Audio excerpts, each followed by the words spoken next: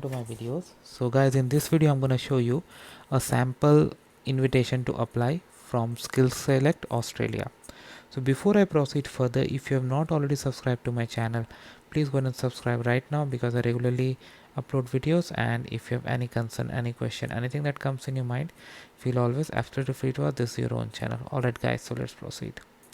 So guys, because we know that the situation is not good when it comes to Australian immigration at the moment, but because some people commented about it, so I wanted to show them like how exactly an invitation looks like.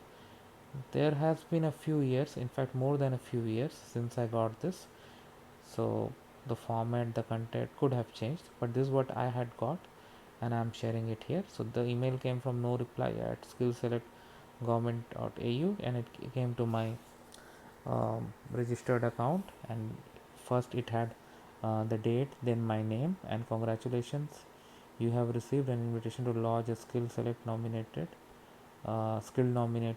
subclass 190 permanent visa sponsored by the Department of State Development Business. To view your invitation, please click on the link below to be directed to the Skillselect login page. So that's it. So the invitation was very simple. This invitation email was very simple.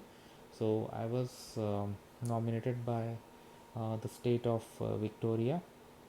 I know it was a difficult time for me based on various reasons, but ultimately I was sure that I would make it through. So after a lot of efforts, I finally made it, and the day I got this email, like, I was really very happy. Anybody would be.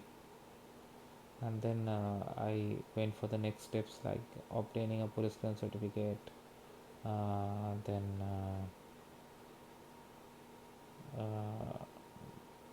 medical test, a lot of things. I was in India then, so things I managed very easily. And you know, guys, what? A few months later, when I was invited for express entry, and that time I was in Canada, I used the same police clearance certificate, and my application was absolutely successful because when it comes to police clearance certificate, they see like you have the clear history. It doesn't matter if it was issued for which country. So in my police clearance certificate, it was clearly written Commonwealth of Australia, but like issued for Commonwealth of Australia. But I was just granted, and things went well. So that's it for now, guys.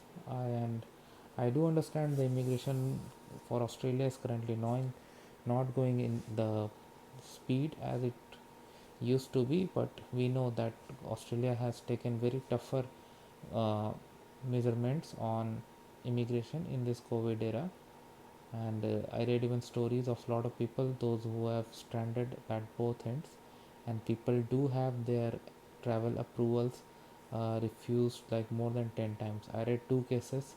In case one, it was more than 11 times, case two, 13 times.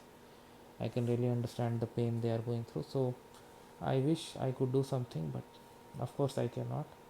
So hopefully things improve sooner for better, and hopefully the world comes back to its normal days, which seems like a dream at this moment.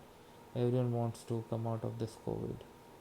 So hopefully things turn out. Thank you.